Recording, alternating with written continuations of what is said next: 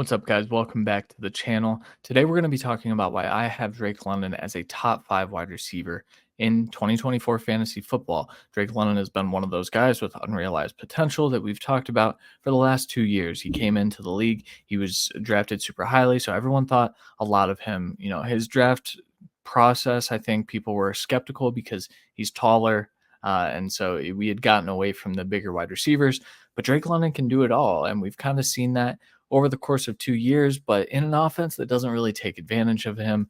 We're going to talk about the stats. We're going to go through all of the changes that contribute to me believing that he can be a top 5 wide receiver in 2024. And then we're also going to do a film breakdown, but that's only available for patron members of the Patreon. So patreon.com/the Devy Royale. If you're interested in the full video today, make sure you go there and check that out. But let's get right into it. Drake London, 2023, 106 targets, 69 receptions, 905 yards, 13.1 average per catch, but only 2 touchdowns. So the volume wasn't really as high as maybe it should have been based on what was around him. On the flip side of things, 905 yards in an offense that just really didn't take advantage of its talent very well. It's pretty good, pretty efficient considering the quarterback play, the play caller, which both of those guys are gone. So now we have Zach Robinson in here from the Rams. He's going to be bringing over some of those Sean McVay principles, but a lot of that is very similar to what Kirk Cousins ran in Minnesota. And so you have two guys that are kind of married to a scheme style that I think will be a massive, massive improvement from Arthur Smith and Desmond Ridder. Desmond Ridder had an up and down year. There were times where he did some really good things. He was throwing with anticipation. He can throw to the boundary really well.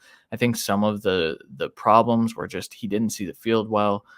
He just was afraid to throw the ball. And then when he wasn't afraid to throw the ball, he would put the ball in harm's way quite a bit. He just wasn't super accurate.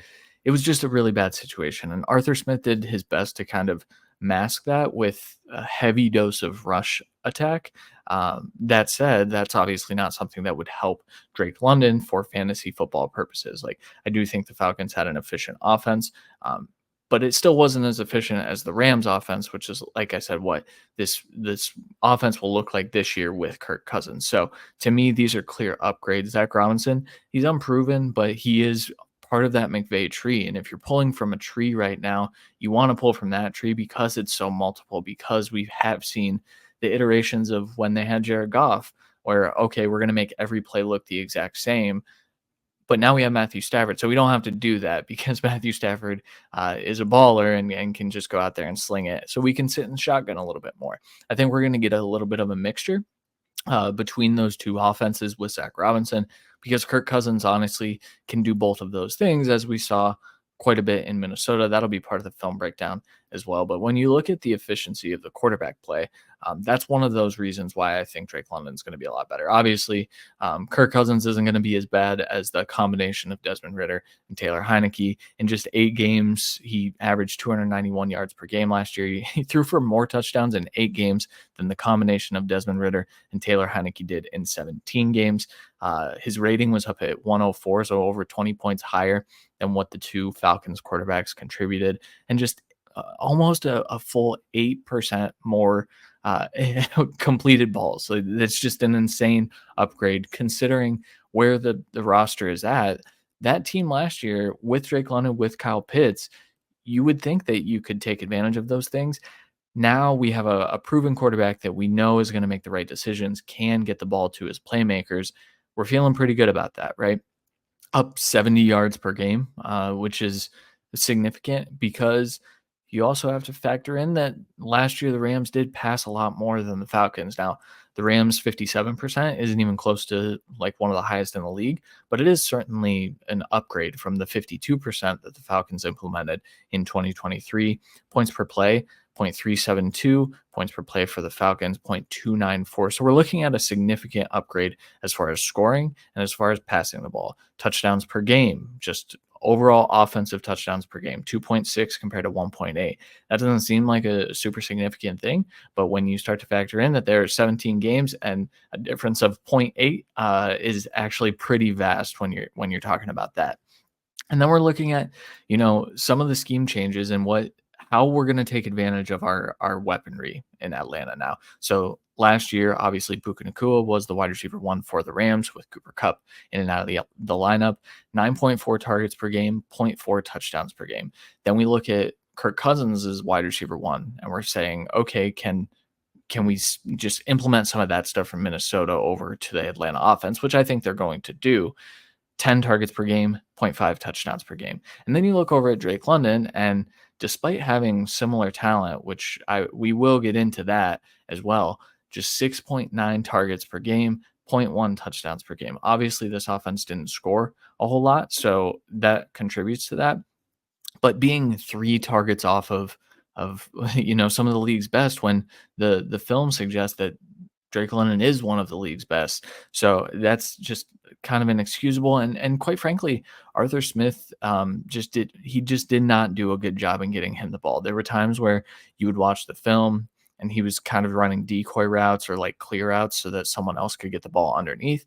Oftentimes that was Bijan Robinson, but sometimes it was just guys like Matt Collins and stuff like that. So to me, Arthur Smith was a disservice to this wide receiver core, this pass catching attack, or this passing attack, I mean.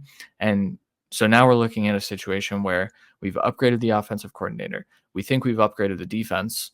So we're going to be in positive game scripts, but we're also going to throw the ball in neutral situations a lot more because we have a quarterback that we trust that can throw the football.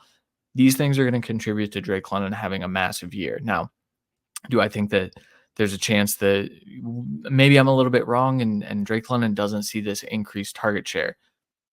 Perhaps, but when you start to look at this, what's on your screen now, it's pretty easy to see like Drake London is the clear wide receiver one for this team. Sure, I think Kyle Pitts is going to be involved. I think Darnell Mooney is going to be involved. I think there's a chance that, Bijan Robinson is a major, major factor in the passing attack.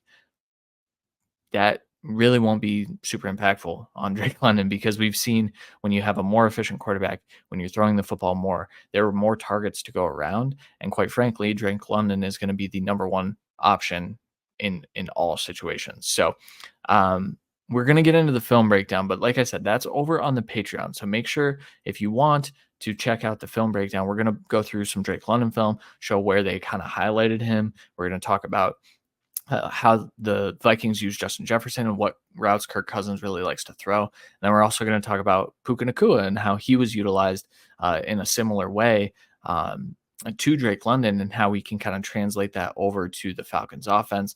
And then we have a pretty cool breakdown of how the Rams put a lot of defenses into conflict and they used their best playmakers while getting into conflict. So it wasn't, oh, Drake London's going to run a clear out route so that someone else can get the ball. It's we are going to use our best weapons to put this defense in conflict, and then we're going to get the ball to our best weapons. So we're going to talk through all that. Make sure you check it out over on the Patreon.